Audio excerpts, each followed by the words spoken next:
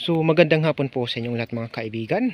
So ayan, pakita ko lang po sa inyo yung ating halamanan dito sa tabi ng kalsada ng aking bossing. Ayan. So binalik na po natin sa dating pwesto yung ating mga halaman mga kaibigan. Ayan. Nakabalik na po sila sa kanilang mga dating pwesto. Hindi na po sila masyadong magulong tingnan. Ayan. So ito mga kaibigan, lahat ito dito ay halos mga may dagdag na yung lupa, may dagdag na po yung halaman.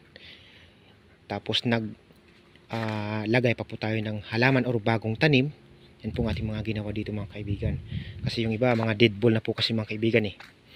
So yun pong ating tinrabaho dito sa garden ng aking amo or sa kanyang halamanan.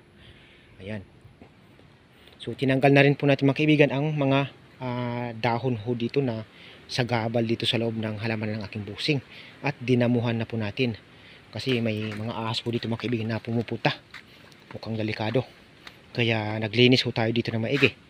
So dito po natin sa kalsada nilagay ang mga pinagdamuhan po natin or damo or mga tuyong dahon mga kaibigan. So lilinisin pa po natin ito mga kaibigan.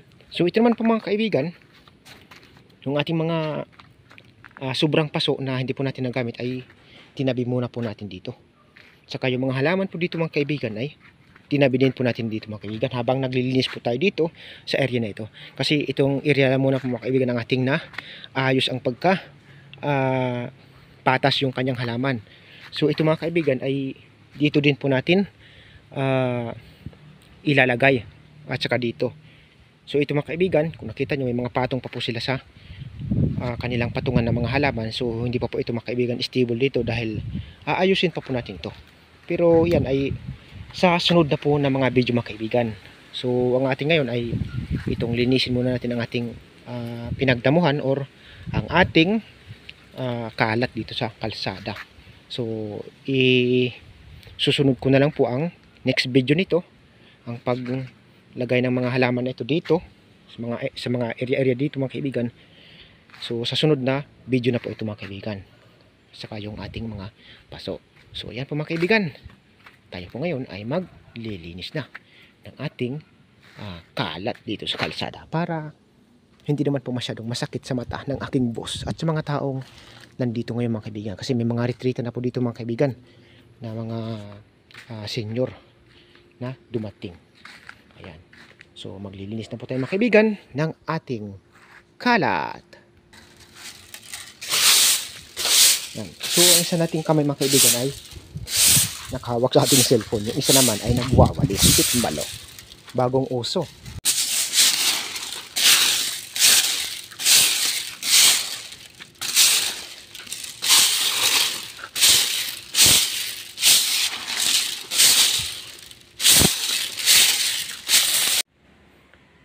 So ayan po mga kaibigan, natapos na po tayo sa ating paglalagay ng ating lupa sa sako at pagtanggal ng ating dumi dito sa kalsada. So nandito na po sila mga kaibigan sa ating drum na lagayan ng basura mga kaibigan. Ayan. So maganda-ganda na ho tingnan yung ating daanan mga kaibigan, wala na pong sagabal. So hanggang dito na lang po magtatapos ang aking video mga kaibigan. Kung nagustuhan po ninyo aking video, huwag po ninyong kalimutang mag-like, mag-share at higit sa lahat mag-subscribe para lagi pa rin po kayong updated sa mga susunod kong video na i-upload. Thank you so much to all of you and to all my subscribers and viewers. God bless us all mga kaibigan. Bye-bye you. Chwing!